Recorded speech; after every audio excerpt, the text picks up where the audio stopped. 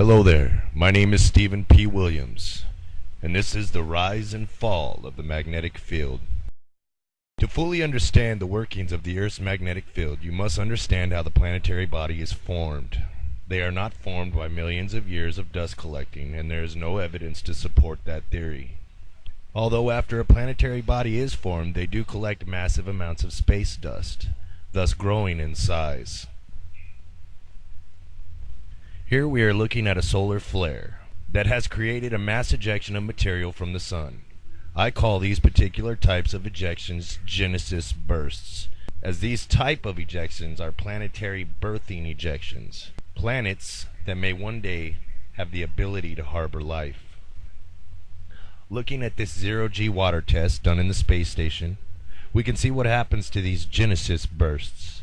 This is done in slow motion, and I have taken the liberty to turn the water red to make it look more like molten rock in an attempt to help you understand better. After a Genesis burst occurs in zero gravity, the surface tension will eventually cause the molten liquid rock to become a sphere. Depending on the periodic table of elements within that Genesis burst will determine that new planetoid's makeup, similar to the human DNA. If it is a typical solar flare with lighter elements, it's probable that it will simply become a spray or mist cooling into an asteroid cluster.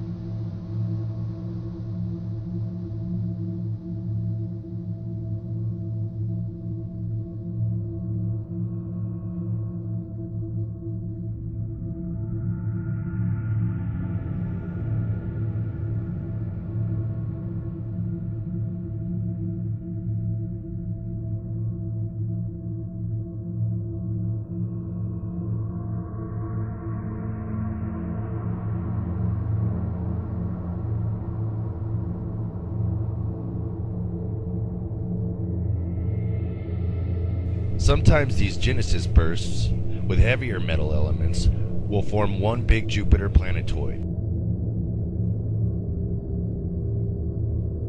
And sometimes it may form a chain of smaller moon-sized planetoids that will eventually collide and combine, making a giant, undulating ball of molten rock.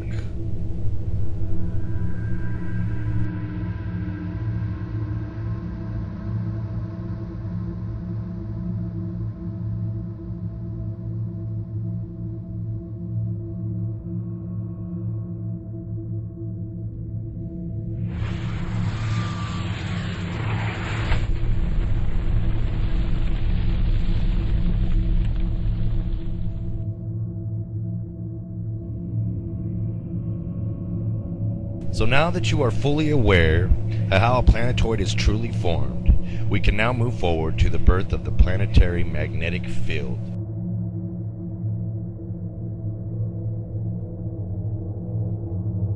Witnessing the birth of a planetoid as one ball of coolant molten rock gradually cooling, giving the magnetic crystalline and domain a chance to all cool close to the same rate, we now get to see the giant spinning electron starting to form its magnetic field. We deemed it important to show the difference between a broken magnetic domain, seen here at the top, and a uniformed magnetic domain at the bottom. Notice the top picture of this broken magnetic field, with magnetic domains and broken segments falling in many different directions as a result of geological upheaval and rapid cooling.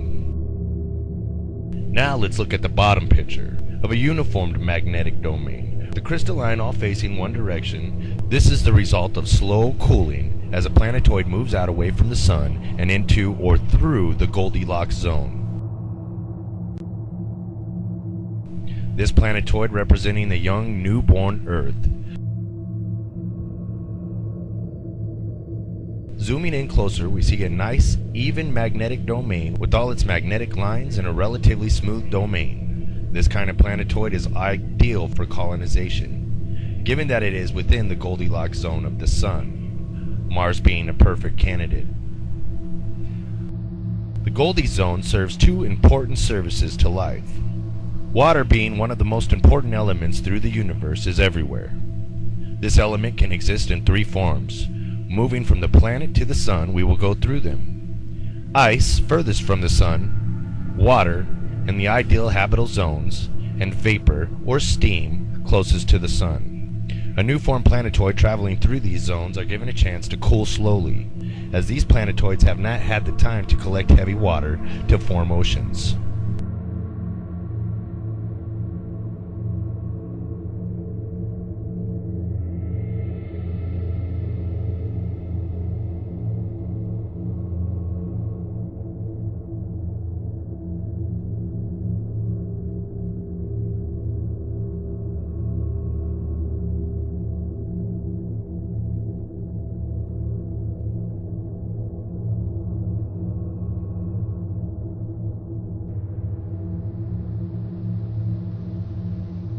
The second function of the Goldie zone is the life-giving light and heat of the Sun, which also plays God over the three states of water around the Sun, as well as dictates the planetoid's ability to harbor life. When a planetoid is within both these important regions, it is an acceptable place to colonize.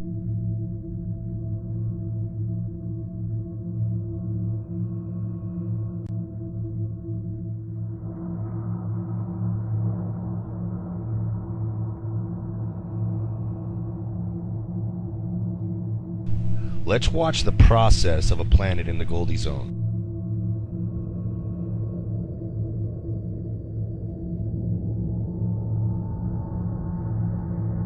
As it slowly cools and moves into the liquid water zone within the Goldie zone, and heavenly rain begins to fall on the surface, cooling its surface more, over thousands of years this process formed the ocean. And during that process gave the planet a nice uniform and even magnetic domain.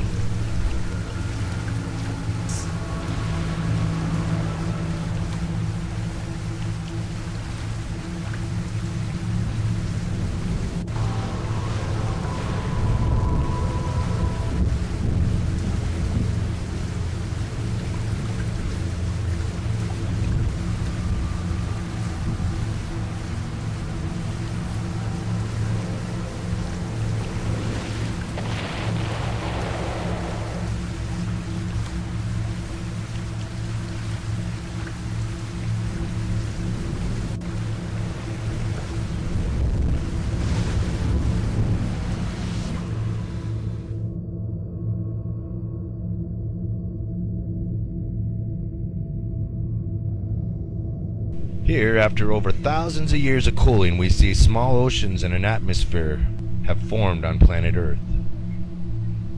This was our beautiful planet Earth at one time.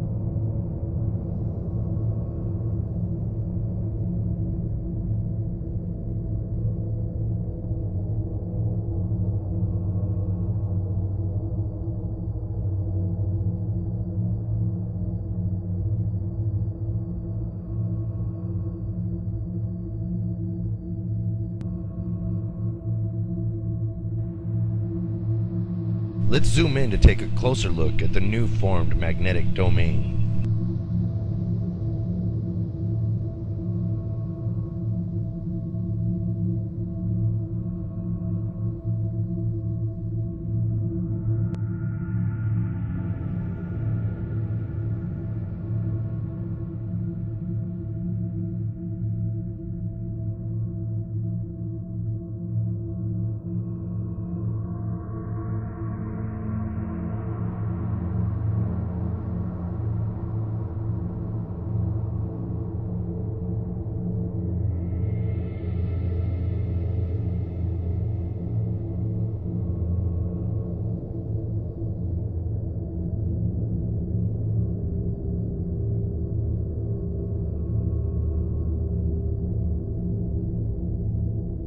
Then sometime in the history of Earth, much like recent Shoemaker-Levy event witnessed and recorded by NASA and astronomers around the world, a planet-busting group of mountain rocky bodies were headed towards the Earth on a slow but certain collision path.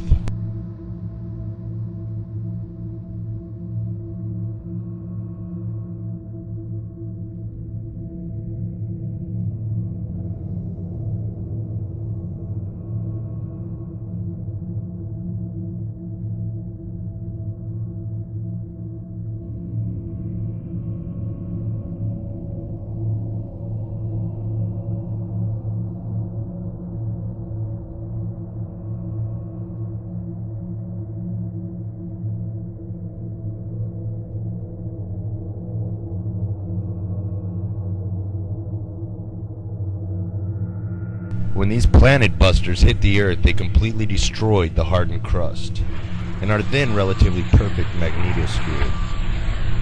There is evidence of two major strike zones, one in southwest China.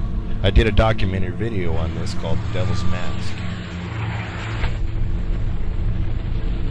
And one on the western coast of the United States. Although we cannot be certain that this was all one event, we are certain of the impact locations. There was no strike in the Gulf of Mexico, nor is there any evidence to prove such a notion. These events set the start for the expanding Earth, a 3-part documentary I did, mainly to strike down the untruthful subduction theory. After the Earth started to grow and split apart with its new oceanic surface, the up-and-coming molten material was rapidly cooled. This caused virtually the entirety of the newly formed ocean floor to have broken and ununiformed magnetic domains.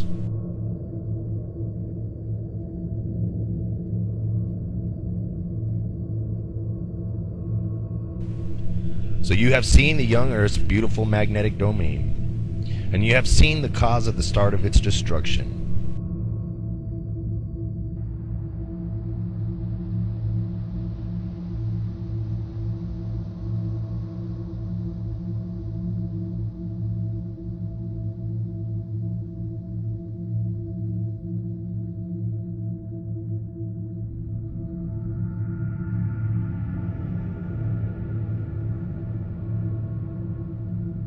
Now we will look at what the magnetic domain looks like now.